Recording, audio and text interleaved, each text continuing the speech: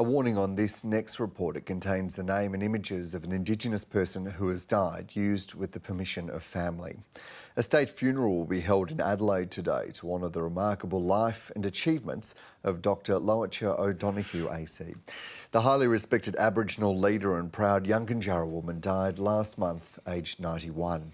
The service is at St Peter's Cathedral on Kaurna country, and it will also be live streamed.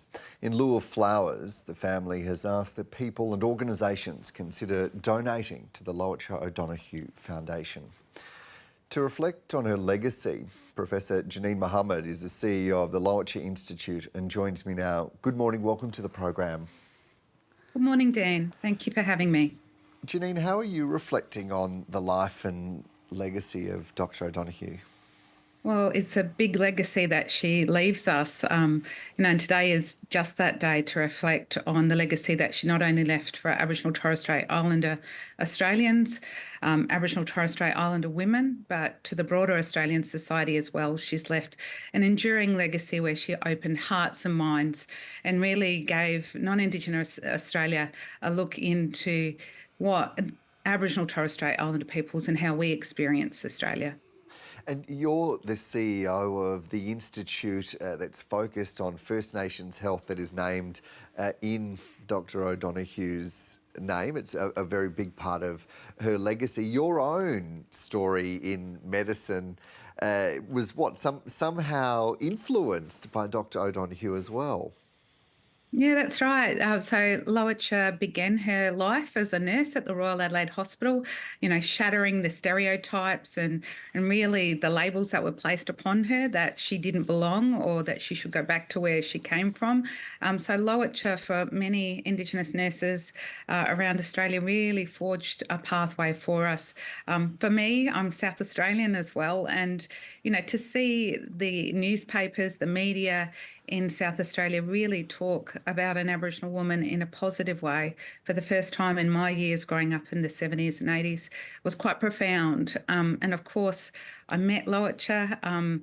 It was an awe-inspiring experience to meet a living legend. She was an amazing woman who actually gave me some of her own time to spend and talk about life, which of course led on to me becoming the CEO of the Lowitja Institute, which stands in her honour and in her legacy. So her life has affected me, in many ways throughout my 50 plus years. That generosity of Lowitja's is something that you hear everywhere when people are speaking about her impact and her legacy. I can remember the first time I met her back in 2000, sitting next to her at Uluru carrying the Olympic torch, and she was so interested in it, me as a teenager, and about storytelling, and she said, we've got to be there telling our stories, owning that. And the touch points like that have really resonated with so many Australians, haven't they? Yeah, she was extremely giving, and so were her broader family. I mean, they gave Lowitja to us, and shared Lowitja's story with us as well. And she knew about the impact of stories and how that touched people's minds and hearts, but she actually inspired action as well. She was an extremely humble person. I think many of us would say that Lowitja often didn't talk about herself and what she'd achieved. She talked about how we achieved that together. And one of the amazing traits that I think Lowitja has bestowed upon us is walking in proximity to people, not being in an ivory tower, but actually sitting with people, hearing their stories, so that whatever work we do, that it's accountable and it comes back from community. Yeah, and we've heard her described by Noel Pearson as a leader's leader. The Prime Minister, we understand, will be speaking at that state funeral today, where we understand from a version of the speech that was released that he'll talk about her being having remarkable power to build an abiding faith in the possibility of a more united Australia, going on to say she had many firsts. The first Aboriginal trainee nurse at Royal Adelaide Hospital that you mentioned, Janine, the first woman to be a regional director of an Australian government federal department, the founding chair of the National Aboriginal Conference, the first Aboriginal woman to be made a member of the Order of Australia, inaugural chair of the Aboriginal and Torres Strait Islander Commission, and the first Aboriginal person to speak at the UN General Assembly. That's right. During that time, she spoke about that time of the very early 90s being the time where she saw the very best and the very worst of Australia. There was a resilience and a strength there of kindness and generosity, but also of firmness as well, wasn't there? Of having difficult conversations, but being able to respectfully disagree. Yeah.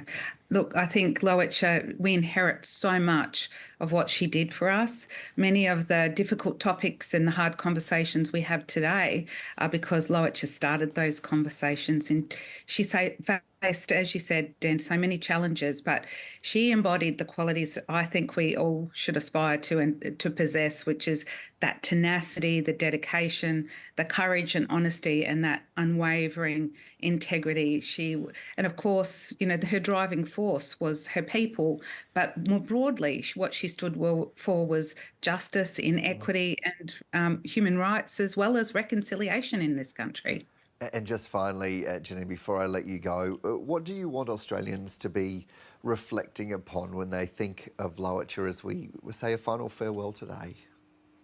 I think what I would love Australians to reflect upon is not what Lowitja did for Aboriginal Torres Strait Islander Australia. She did many things, but actually what she did for this country. And it's so befitting that we're having a state funeral today with many people in the room whose hearts she's touched, either personally or more broadly. So, yeah, reflect on what we've inherited because of this woman's amazing legacy. You've listed some of the many achievements of Lowitja, and I think just to think about how one person fits that into one lifetime and what's possible for our future. Yeah, and a life well lived. Professor Janine Mohammed, thank you so much for joining me this morning. Thank you.